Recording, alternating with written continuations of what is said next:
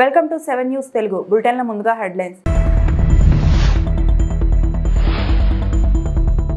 రోజ్గార్ మేళా కింద 51,000కు పైగా నియామక లేఖలను పంపిణీ చేసిన ప్రధాని మోడీ.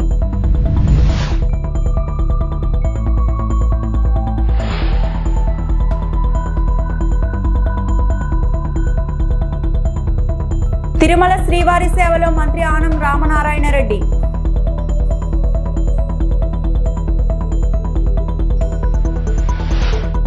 మామిడి రైతుల రూపంలో లబ్ధి పొందింది టీడీపీ వాళ్లే, ఎమ్మెల్సీ బొత్స సత్యనారాయణ.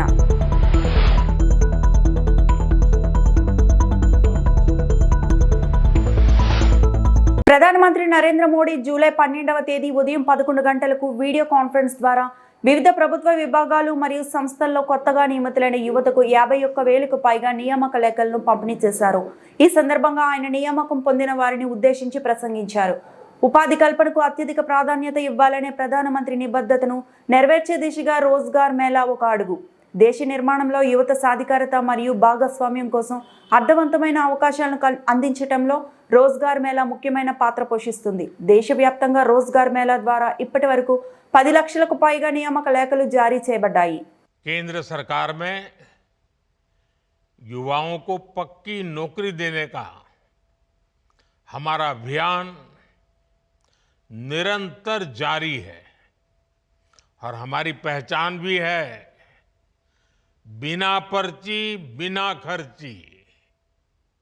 आज 51,000 से अधिक युवाओं को नियुक्ति पत्र दिए गए हैं।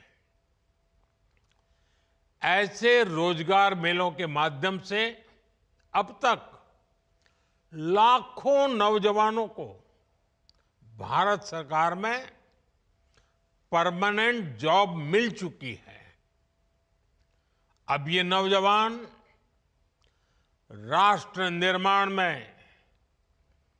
बड़ी भूमिका निभा रहे हैं।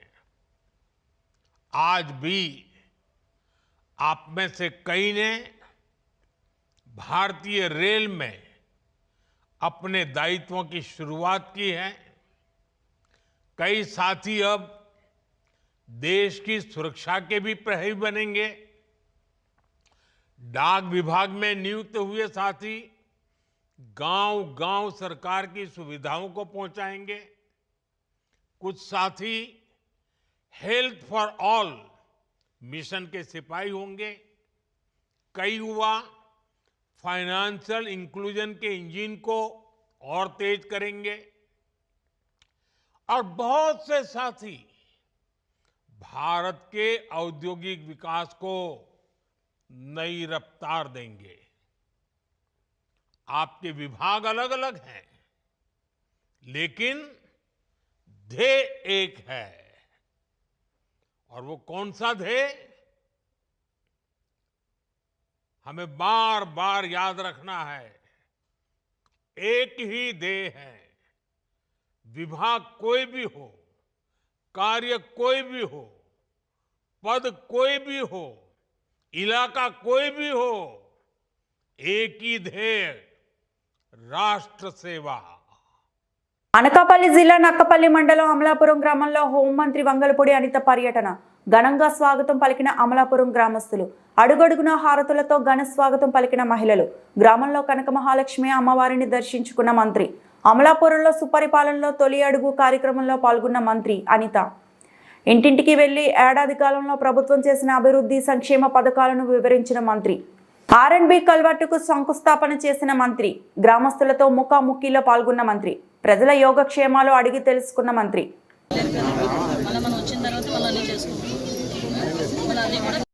ఒక మంచి వాతావరణం, అందరూ కూడా అమాయకులు. రోజువారీ కూలి పనికి వెళ్తేనే కానీ ఆ రోజు పూట గడవని కుటుంబాలు చాలా మంది ఉన్నారు. ఈ రోజు వాళ్ళందరికీ కూడా సంక్షేమ కార్యక్రమాలు అందించాలి, వాళ్ళందరినీ కూడా ఒక మంచి భవిష్యత్తు ఇవ్వాలనే ఉద్దేశంతోనే ఎన్డీఏ కూటమి వచ్చిన తర్వాత ప్రత్యేకంగా డిజైన్ చేసుకున్నాం, ప్రోగ్రామ్ డిజైన్ చేసుకున్నాం. ముఖ్యంగా దీనిలో భాగంగానే ఈరోజు మీ అందరికీ తెలుసు, పెన్షన్లు ఇంతకు ముందు గవర్నమెంట్ 1,000 రూపాయలు పెంచడానికి 5 సంవత్సరాలు పట్టింది.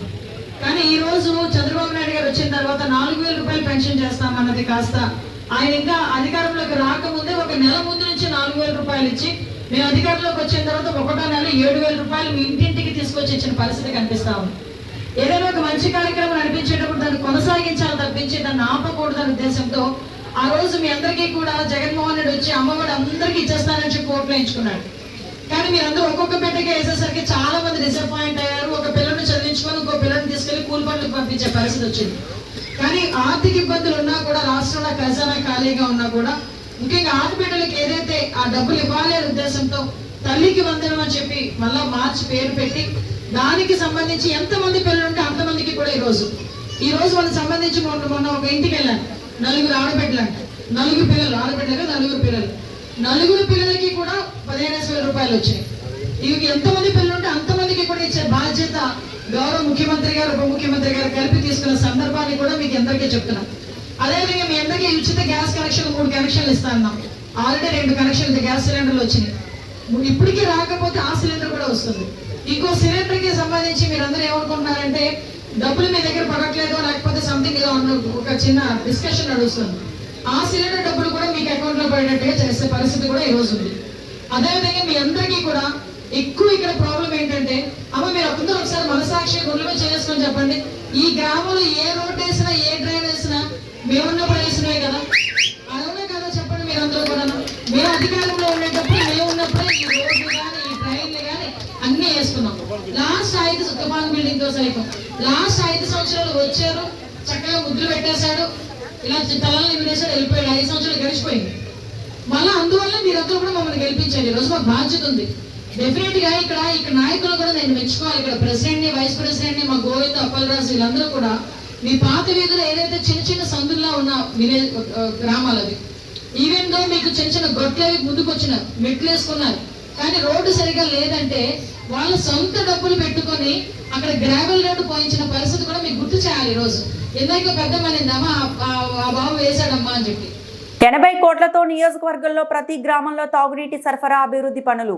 యలమంచిలి మండలం బాడవ్ గ్రామంలో 39.60 లక్షల అభివృద్ధి పనులకు ప్రారంభోత్సవం, శంకుస్థాపన కార్యక్రమం మంత్రి నిమ్మల రామానాయుడు పాల్గొన్నారు.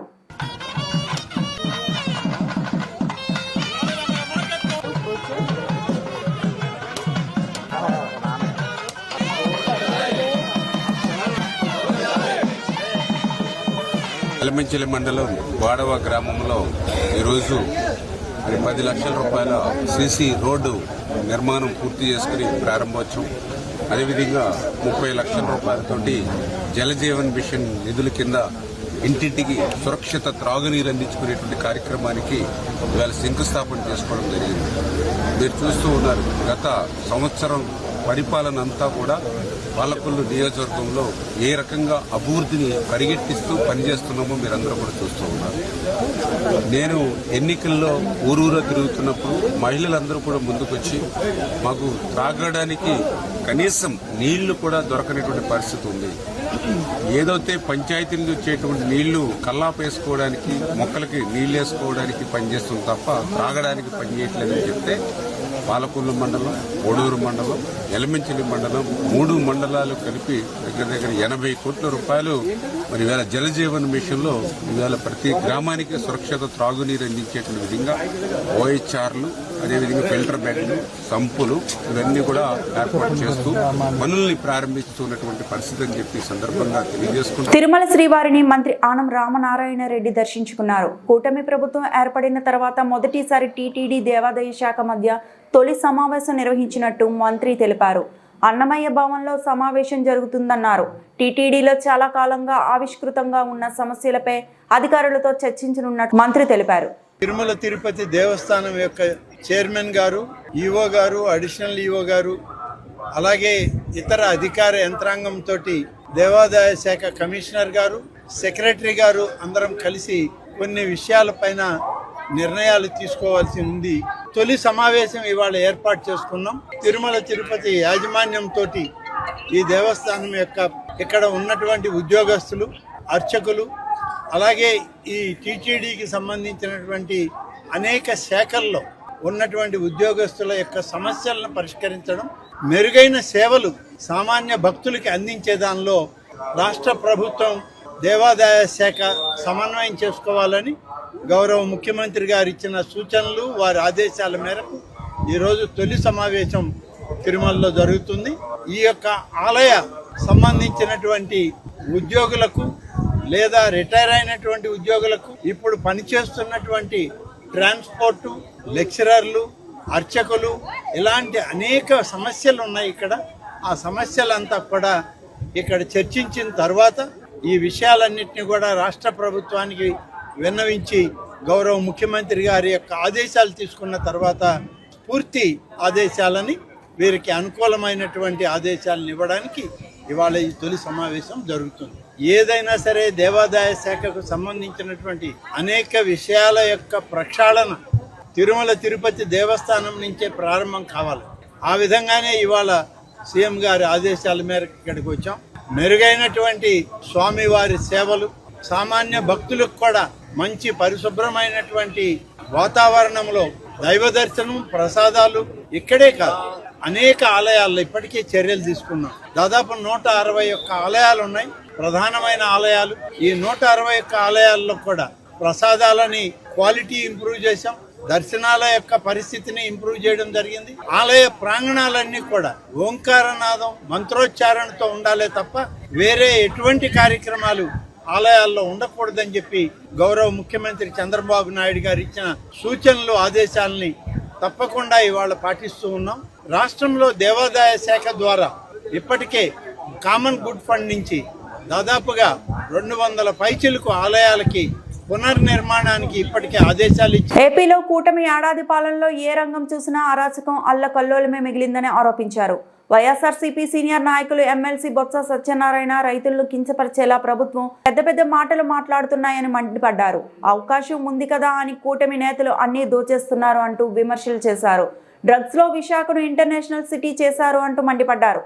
ఎమ్మెల్సీ బొత్స సత్యనారాయణ విశాఖలో మీడియాతో మాట్లాడుతూ కూటమి ఏడాది పాలన అస్తవ్యస్తంగా ఉంది, ఏ వర్గం సంతృప్తిగా లేదు, రాష్ట్రంలో రైతులు చాలా ఇబ్బందులు పడుతున్నారు, వారి కష్టం ఆవిరి అయిపోతుంది, రైతులకు ప్రభుత్వం సాయం అందటం లేదు, రైతులను కించపరిచేలా ప్రభుత్వ పెద్దలు మాట్లాడుతున్నారు, మామిడి రైతుల రూపంలో లబ్ధి పొందింది టీడీపీ వాళ్లే, మిర్చి, పొగాకు, ఆక్వా ఏ రంగం తీసుకున్నా ఇదే పరిస్థితి, వైఎస్ జగన్ రైతుల గురించి మాట్లాడితేనే వాళ్ళ బాధలు తెలుస్తాయి, ప్రభుత్వం స్పందించే నాటికి పుణ్యకాలం గడిచిపోతుంది, ఎక్కడికక్కడ దోపిడీ నడుస్తోంది. చూసాను నిన్న మొన్న జరిగిన సంఘటన. మామిడి రైతులు రాష్ట్రంలో పడుతున్న బాధల్ని, ముఖ్యంగా చిత్తూరు జిల్లాలో అక్కడికి వెళ్తే అట్టాసంగా అప్పుడు తెలిసిన వాళ్ళకి ఢిల్లీకి వెళ్ళాలి, ఢిల్లీని అడగాలి, చంద్రబాబు నాయుడుకి కానీ మంత్రులకు కానీ కేంద్ర మంత్రికి కానీ అప్పుడు పరిగెడుతున్నారు. పరిగెట్టింది కాదు కదా, మళ్ళీ తిరిగి మాట్లాడుతున్నారు. ఏమని, అంత అయిపోయింది కదా సేవలు, ఇప్పుడు ఎందుకు మరి ఆయన పర్యటన చేస్తారని. మరి అంతా సేవలు లేకపోతే ఇప్పుడు ఎందుకు మరి ఢిల్లీకి ఉన్నాడు? దేనికోసం? 4 రూపాయలు వచ్చి సపోర్టింగ్ పేరు ఇచ్చామన్నారు. ఏదో 3 లక్షలు 2 లక్షలు టౌన్లు చెప్పారు. ఎవరికి ఇచ్చా చెప్పండి. ఆ పేరు పెట్టుకొని మీ కార్యకర్తలతో మీకు దోపిడీ జరుగుతున్న పరిస్థితులు ఉన్నాయి. అలాగే పొగాకు రైతులకు వెళ్ళిన తర్వాత అప్పుడు ఢిల్లీకి పరిగెత్తి మళ్ళీ ఆ ఢిల్లీలో ఉన్న ఆ కేంద్ర మంత్రిని ఎవరినో తీసుకొచ్చి చెప్పారు తప్ప వాళ్ళకి దేశపెత్తు ప్రయోజనం కలగలే. అంతకుముందు మిర్చి రైతులు మిర్చి ఆటికి వెళ్ళిన తర్వాత వీళ్ళు ఢిల్లీ పరిగెట్టారు. ఏదో సపోర్టింగ్ పే ఇస్తా ఉన్నారు, 11,000 రూపాయలకు 8,000 రూపాయలు కొంటా ఉన్నారు. ఒక టన్ను కూడా కొన్ని పరిస్థితి, 1 కిలో కూడా కొన్ని పరిస్థితి జరగలే. మాటల వరకే పరిమితాయి. అలాగే కోకో, అలాగే ఆక్వా, ఈ రకంగా రాష్ట్రంలో కార్యక్రమాలు జరుగుతున్నాయి. ఎంతసేపు ఈ ప్రభుత్వం తాలూకా కార్యక్రమం ఎక్కడ కనిపిస్తే అక్కడ దోపిడీ. పైపెచ్చు గత 2 నెలలుగా చూస్తున్నాను. రాష్ట్ర ప్రభుత్వం ప్రతిష్టాత్మకంగా అమలు చేస్తున్న P4 విధానంపై ప్రతిపక్ష నాయకులు బురద జల్లేందుకు ప్రయత్నిస్తున్నారని ఎమ్మెల్యే అరిమిల్లి రాధాకృష్ణ ఆరోపించారు. సుపరిపాలనలో తొలి అడుగు కార్యక్రమంలో భాగంగా ఎరగవరం మండలం కాకిలేరు పొదలాడ గ్రామాల్లో ఎమ్మెల్యే రాధాకృష్ణ శుక్రవారం ఇంటింటికి పర్యటించి గత ఏడాది కాలంగా అందుతున్న సంక్షేమ పథకాల అమలు తీరును అడిగి తెలుసుకున్నారు. ఈ సందర్భంగా ఆయన మాట్లాడుతూ P4 విధానాన్ని విమర్శిస్తూ మాజీ మంత్రి కారుమూరి ఇక్కడ పారిశ్రామికవేత్తలు, ప్రైవేటు వ్యక్తులను వ్యక్తిగతంగా విమర్శిస్తున్నారని అన్నారు. పేదలకు విద్య, వైద్యం వంటి రంగాల్లో వ్యక్తిగత అవసరాలను తీరుస్తూ సహాయం చేసే విధంగా P4 విధానాన్ని ప్రణాళికాబద్ధంగా అమలు చేస్తున్నట్లు చెప్పారు. కొందరు వ్యక్తులను అవహేళన చేస్తూ మాజీ మంత్రి కారుమూరి మాట్లాడడం సరికాదని అన్నారు. పిలుపు మేరకు P4 కార్యక్రమాన్ని కూడా మనం రావడం చూసాం. ఈరోజు P4 అంటే ప్రభుత్వం, అదే ప్రైవేటు సంస్థలు, ప్రభుత్వం, ప్రైవేటు సంస్థలు, ప్రజలు భాగస్వామ్యం, పార్ట్నర్షిప్. ఆ విధంగా వివిధ ప్రభుత్వంతో పాటుగా వివిధ ప్రైవేటు సంస్థలు, అదేవిధంగా వివిధ ప్రైవేటు వ్యక్తులు, ప్రజలు భాగస్వామ్యం చేసి ఎవరైతే ఈరోజు సమాజంలో అణగారిన వర్గాలు ఉన్నారో, లేకపోతే పేదరికంలో ఉన్నారో, లేకపోతే ఏదైనా ప్రత్యేక అవసరాలు కావాల్సిన వారు ఉన్నారో అటువంటి వారిని ఈరోజు దత్తత తీసుకునే ప్రోగ్రామ్ని ఈ P4గా ఈరోజు ప్రభుత్వం ప్రారంభించడం జరిగింది. ఇక దానిలో భాగంగా ఇక్కడ కాకిలేరు గ్రామంలో ఒక దివ్యాంగుడికి ఒక స్కూటర్ ఇచ్చి ఆ అబ్బాయిని దత్తత తీసుకునే కార్యక్రమాన్ని కూడా ఇక్కడ గ్రామస్తులందరూ కూడా ముందుకు రావడం జరిగింది. దానికి స్కూటర్ కూడా అందించి ఆ అబ్బాయికి అన్ని విధాలుగాను కూడా భవిష్యత్తులో కూడా సహాయ సహకారాలు అందించే విధంగా ఇక్కడ గ్రామంలో కొంతమంది పెద్దలు అందరూ కూడా ముందుకు రావడం చాలా సంతోషం. ఆ విధంగా P4లో ప్రతి ఒక్కరూ కూడా భాగస్వాములు అవుతున్నారు. కానీ కొంతమందికి ఇంకా అవగాహన రాలా. ఈరోజు ప్రతిపక్ష నాయకులు, వైఎస్ఆర్ కాంగ్రెస్ పార్టీ నాయకులు ఉన్నారు, శాసనసభ్యులుగా చేశారు, మంత్రులుగా చేశారు. కానీ వారికి P4 అంటే అవగాహన లేకుండా, అవగాహన రాహిత్యంతో మాట్లాడుతూ ఈరోజు చంద్రబాబు నాయుడు గారిని విమర్శించడమే కాకుండా ఇక్కడ స్థానికంగా ఉన్నటువంటి పరిశ్రమలను విమర్శిస్తున్నారు, ప్రైవేటు వ్యక్తులను విమర్శిస్తున్నారు. ఈరోజు నిన్న మన మాజీ మంత్రి గారు చెప్తున్నాడు, ఆంధ్ర షుగర్స్ వాళ్ళు టీ ఇచ్చారా, లేకపోతే వేరే వ్యక్తుల పేరు చెప్తూ, పారిశ్రామికవేత్తల పేరు చెప్తూ ఆకుల బాబు గారు టీ ఇస్తారా ఇంటికి వెళ్తే అని అవహేళన చేస్తూ మాట్లాడుతున్నాడు. ఈరోజు ఆయన అవగాహన చేసుకోవాల్సింది P4 అంటే డబ్బులు ఇవ్వటం కాదు, లేకపోతే టీ ఇవ్వటం కాదు. వెల్కమ్ టు మన టీవీ. ప్రజల సమస్యలు పరిష్కరించిన అధికారులపై కఠిన చర్యలు తప్పవని మంత్రి టీజీ భరత్ హెచ్చరికలు చేశారు. ఏడాది పాలన హనీమూన్ పూర్తి అయిందని, సమస్యలు పరిష్కారం చేయకపోతే మా ప్రభుత్వంకు చెడ్డ పేరు వస్తుందన్నారు. కర్నూలు జిల్లా ఎమ్మిగనూరులో ఎమ్మెల్యే బివి జై నాగేశ్వరరెడ్డి ఆధ్వర్యంలో లక్ష్మీపేటలో నిర్వహించిన సుపరిపాలన తొలి అడుగు కార్యక్రమంలో రాష్ట్ర మంత్రి టీజీ భరత్ పాల్గొన్నారు. కాలనీ ఏడాది పాలనపై ప్రజలకు వివరించారు. అనంతరం ఎమ్మెల్యే మాట్లాడుతూ కూటమి ప్రభుత్వం ఎన్నికల ముందు ఇచ్చిన హామీలు నెరవేరుస్తున్నాం. రాష్ట్రంలో 10 ఏళ్లలో రాని పెట్టుబడులు ఏడాదిలో 9.50 లక్షల కోట్లు వచ్చాయన్నారు. గత ప్రభుత్వంకు కూటమి ప్రభుత్వం మధ్య తేడా ప్రజలు గమనించాలని సూచించారు. మహిళలు కొంతమంది తమకు తల్లికి వందనం రాలేదని మంత్రి దృష్టికి తీసుకుని వచ్చారు. సాంకేతిక సమస్యలు ఏమైనా ఉంటే వెంటనే పరిష్కరించాలని అధికారులకు మంత్రి తెలిపారు.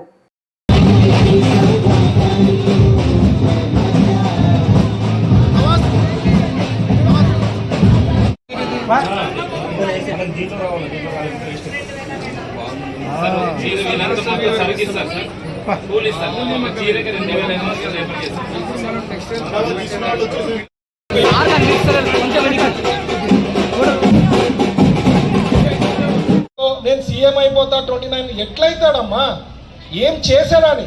ఇంత మంచి ప్రభుత్వము, మీకు ఇంటికి వచ్చి కనుక్కుంటున్నాము, ఇష్యూస్ ఏమన్నా ఉన్నా తెలుసుకుంటాము, అన్ని స్టెప్ బై స్టెప్ చేస్తామన్నాము. ఎందుకంటే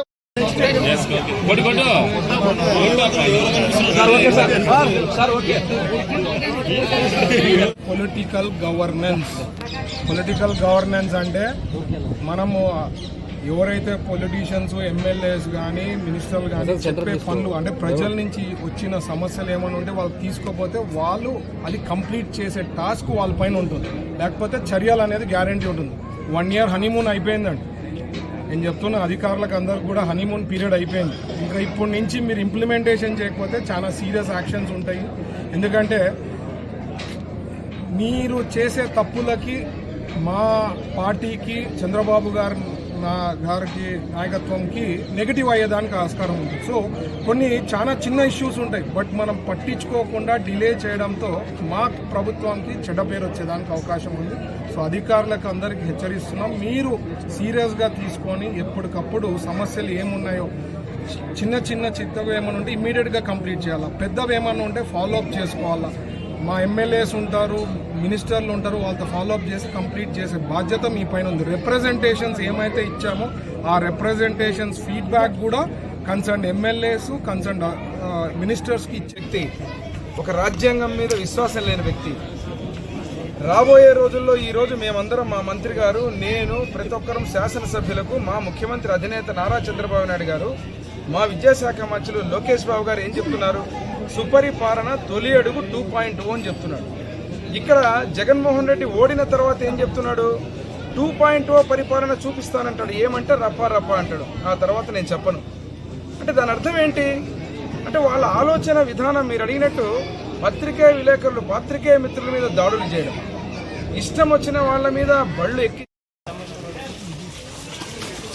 అంబేద్కర్ కోనసీమ జిల్లా అమలాపురం పెండింగ్ లో ఉన్న ఫీజు రియంబర్స్మెంట్ 6,400 కోట్లు వెంటనే విడుదల చేయాలి.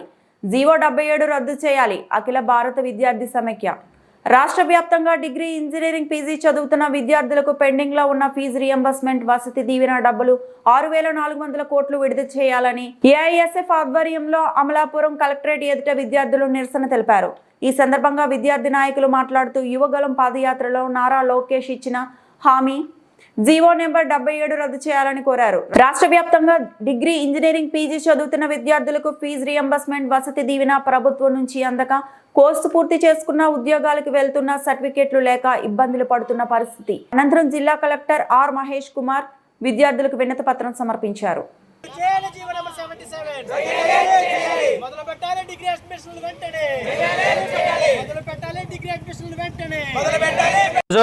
రాష్ట్ర వ్యాప్తంగా 6,400 కోట్ల రూపాయలు ఫీజు రీయింబర్స్మెంట్లు పెండింగ్లో ఉన్నాయి. మరి 6,400 కోట్ల రూపాయలు వసతి దీవెన, అలా హాస్టల్లో ఉన్నటువంటి విద్యార్థులకి, అలాగే డిగ్రీ, బీటెక్, ఐటీఐ చదువుతున్న విద్యార్థులకు, వీరందరికీ కూడా 6,400 కోట్ల రూపాయలు గత ప్రభుత్వం పెండింగ్లో పెట్టింది. మరి ప్రస్తుత కూటమి ప్రభుత్వం యువగలం పాదయాత్రలో విద్యాశాఖ మంత్రి నారా లోకేష్ గారు హామీ ఇచ్చి ఉన్నారు విద్యార్థులకి. ఆ పెండింగ్ అమౌంట్లు మేము రిలీజ్ చేసి విద్యార్థులను ఆదుకుంటాము, అలాగే యాజమాన్యాలను ఆదుకుంటామని చెప్పేసి హామీ ఇచ్చారు. మరి ఫీజు రీయింబర్స్మెంట్లు రాకపోవడం వల్ల డిగ్రీ విద్యార్థులు కానివ్వండి, బీటెక్ విద్యార్థులు కానివ్వండి, వారి సర్టిఫికేట్లు, టీసీలు కాలేజీలో ఉండిపోయి వారు విద్యార్థులు ఉపాధికి వెళ్ళలేక, వారు జాబులకు వెళ్ళలేక వారు అవస్థలు పడుతూ ఉన్నారు. మరి వాళ్ళని ఆదుకుంటామని చెప్పేసి నారా లోకేష్ గారు హామీ ఇచ్చారు. ఆ హామీ మేరకు ఈ రోజు రాష్ట్ర వ్యాప్తంగా అన్ని జిల్లా కలెక్టరేట్ కార్యాలయాల వద్ద అఖిల భారత విద్యార్థి సమైక్యగా మేము ధర్నా చేస్తున్నాము. మరి పెండింగ్ అమౌంట్లు వెంటనే రిలీజ్ చేయాలని చెప్పేసి మేము అఖిల భారత విద్యార్థి సమైక్యగా మేము డిమాండ్ చేస్తూ ఉన్నాము. అలాగే పీజీ విద్యార్థులకు ఫీజు రీయింబర్స్మెంట్లు గత ప్రభుత్వం రద్దు చేసింది. మరి జీవో 77 జీవోని తీసుకొచ్చింది. మరి ఆ జీవో 77 రద్దు చేసి పీజీ విద్యార్థులకు కూడా ఫీజు రీయింబర్స్మెంట్లు కల్పించాలని చెప్పేసి మేము ఈరోజు అఖిల భారత విద్యార్థి సమైక్యగా మేము ప్రభుత్వాన్ని కోరుతా ఉన్నాము. పాదయాత్రలో హామీ ఇచ్చినటువంటిగా నారా లోకేష్ గారు విద్యార్థులను ఆదుకోవాలనేసి, అలాగే అఖిల భారత విద్యార్థి సమైక్య డిమాండ్స్ నెరవేర్చాలని చెప్పేసి మీ అఖిల భారత విద్యార్థి సమైక్య మేము డిమాండ్ చేస్తూ ఉన్నాము. డాక్టర్ బిఆర్ అంబేద్కర్ కోనసీమ జిల్లా ప్రధాన కార్యదర్శి రవికుమార్. ఆయనవిల్లి మండలం నేదునూరు గ్రామంలో ఆయనవిల్లి వెళ్లే మార్గంలో చెరువులు తవ్వి పంట పొలాలకు ఆటంకంగా చేస్తున్నారని, బోర్ నీళ్లు వాడి వాటి ద్వారా ఆక్వా సాగు చేస్తున్నారని, అందువలన రైతులు పండించే పంట పచ్చని పొలాలు పాడైపోతున్నాయని, పంట చేతికి రాక రైతులు విలవిల్లాడుతున్నామని రైతులు మండిపడ్డారు. కొంతమంది అధికారులు ఆక్వా సాగు చేస్తే రైతులతో కుమ్మక్కై పచ్చటి పొలాలను ఆక్వా జోన్లుగా మారుస్తున్నారని రైతులు ఆవేదన వ్యక్తం చేస్తున్నారు. ముందు రోజుల్లో చెరువులు తవ్వితే కనుక ప్రతి కుటుంబం కూడా రోడ్ల మీదకు వచ్చి ధర్నాలు, రాస్తారోకోలు చేయడానికి వెనకాడబోమని రైతులు హెచ్చరించారు. సుమారుగా 250 ఎకరాలు పంటలు పండించే రైతులు రోడ్లు ఎక్కడానికి సిద్ధంగా ఉన్నామని తెలిపారు. దేవాదాయ భూములు కూడా వదలకుండా ఆక్వా జోన్లు సిద్ధం చేస్తున్న అధికారులు ఆక్వా రైతులను అడ్డుకోవాల్సిన అధికారులే. వారికి మద్దతు పలుకుతుంటే పంటలు పండించే రైతులు ఆత్మహత్యలు చేసుకోవాలా అంటూ ప్రశ్నించారు. ఈ కార్యక్రమంలో రైతులు పాల్గొన్నారు. మాది ముక్కామలండి. ఇక్కడ ఈ ఐకట్లో మాకు 6 ఎకరాల 30 సెంట్లు భూమి ఉందండి. అది గత కొంతకాలంగా మా నాన్నగారు ఆయన చేత కట్టినబడినటువంటి దేవాలయాలకి దాని మెయింటెనెన్స్ నిమిత్తంగా రాశారండి. అది ఎండోమెంట్లో ఉంది. ఏటా 3 సంవత్సరాలకు ఒకమాట దాన్ని పాట పెట్టి దాని మీద వచ్చి ఆదాయంతో గుళ్ళు మెయింటైన్ చేస్తామండి. అది నేదునూరు యాయకొట్టు రైతులు అండి. నా పేరు రాంబాబు. మేము ఇక్కడ దాదాపు ఈ కాలువకు చేర్చి రైతులు 40-50 మంది ఉన్నాం. అందరం కూడా ఈ వ్యవసాయం చేసుకునే జీవనోపాధి చేసుకుంటాం. ఇప్పుడు ఈ జీవనోపాధిని కోల్పోయే విధంగా కొంతమంది ప్రజాప్రతినిధులు, కొంతమంది అధికారులు కలిసి కుమ్మక్కయ్యి మా జీవనోపాధిని కోల్పోయే విధంగా వాళ్ళు ప్రయత్నం చేస్తున్నారు. అది ఏ విధంగా అంటే ఈ ఈ కాలువకు చేర్చి వెనక ఉన్న మా పొలాలన్నీ కూడా దరిదాపు 250-300 ఎకరం ఆయకట్టు ఉంది. ఎప్పుడు ముంపు వచ్చినా, వరదలు వచ్చినా, వర్షాలు వచ్చినా నీరంతా కూడా ఇక్కడ ఈ కాలువలోకే దిగుతుంది. దీని ముఖద్వారం ఇలా మూసేసే ప్రయత్నం చేయడం వల్ల మేము చాలా ఇబ్బంది కలిగి మేము కుటుంబాలన్నీ రోడ్డు పడే విధంగా వస్తుందని చెప్పేసి మేము గతంలో గ్రీవెన్సాల్లో ఎంఆర్ఓ గారికి, ఏఓ గారికి, ఎఫ్డి, జేఈడి గారికి, ఫెసిలిటీ డిపార్ట్మెంట్ అన్నిటికీ కూడా మేము అర్జీలు పెట్టుకున్నాం. గతంలో ఎంఆర్ఓ గారు వాళ్ళు కూడా మేము దీన్ని ఎప్పుడు కూడా వ్యతిరేకిస్తాం, మేము దీన్ని ఎంకరేజ్ చేయము. మన రైతులు అబ్జెక్షన్ ఉంటే చెరువులకి మేము ఇవ్వం. జోన్లో ఉన్నా సరే రైతుల అబ్జెక్షన్ ఉంటే తవ్వడానికి వీల్లేదని చెప్పేసి మాకు భరోసా ఇచ్చారు. అదేవిధంగా శ్రీవారు మమ్మల్ని అర్థం చేసుకుని ఆపుతారని చెప్పేసి మేము చాలా సంతోషించాం. మళ్ళీ గత 2-3 రోజుల నుంచి మాకు తెలిసిన విషయం ఏంటంటే కొంతమంది అధికారులు దీన్ని జోన్లో పెట్టడానికి ప్రయత్నం చేసి మా జీవనోపాధిని కోల్పోయే విధంగా వాళ్ళు ప్రయత్నం చేస్తారని తెలిసి మేమందరం కూడా బతకాలా చావాలా, మా జీవనోపాధి ఏంటనే ప్రశ్నార్థంలో పడి మేము మీ మీడియా మూలంగా శ్రీవారికి, ప్రభుత్వానికి వాళ్ళందరికీ కూడా మేము మీ మూలంగా మేము వాళ్ళకి విన్నవించుకుంటున్నాం. దయ ఉంచి మా జీవనోపాధిని కోల్పోనివ్వకుండా మీరు దీన్ని ఈ ఆక్వా జోను పెట్టకుండా దీన్ని చెరువులు తాగకుండా ఆపితే కనుక మా 50-60 కుటుంబాలు కూడా తిండికి రోడ్డు లేకుండా బతికే విధానం, లేదంటే రోడ్డును పడి మేము ఇక్కడ ఉండాలో, పోవాలో, చేయాలో, లేకపోతే ఎక్కడైనా వలస పోవాలో తెలియని పరిస్థితి. దయ ఉంచి మా ఎవరికి ఏ నష్టం కలగకుండా ఇక్కడ చెరువులు అన్నది ఆక్వా జోన్లో పెట్టకుండా చెరువులు తవ్వే విధంగా లేకుండా మీరు దీన్ని ఆపుతారని చెప్పేసి కోరుకుంటున్నాం. అదేవిధంగా ఇక్కడ అనాథరైజ్గా కొన్ని చెరువులు కూడా తవ్వి బోర్లు అవి వేసి రకరకాలుగా చేసి మాకు కలుషితం భూగర్భ జలాలని కలుషితం చేస్తున్నారు. దాని మీద కూడా దృష్టి పెట్టి మమ్మల్ని ఆదుకుంటారని మేమంతా కోరుకుంటున్నాం. మేము పెట్టుకున్న ఆఫీసులు పెట్టిన ప్రతి కాగితం కూడా ఫైల్ అంతా ఇందులో ఉంది. వాళ్ళందరూ కూడా మాకు భరోసా ఇచ్చారు. అదేవిధంగా మీడియా వరకు సహకరించి, ప్రభుత్వం సహకరించి మా జీవనోపాధి కోల్పోకుండా మీరందరూ కూడా మాకు సహకరించారని ఈ మూలంగా కోరుకుంటున్నాం. ఈ వార్తలు ఇంతటితో సమాప్తం.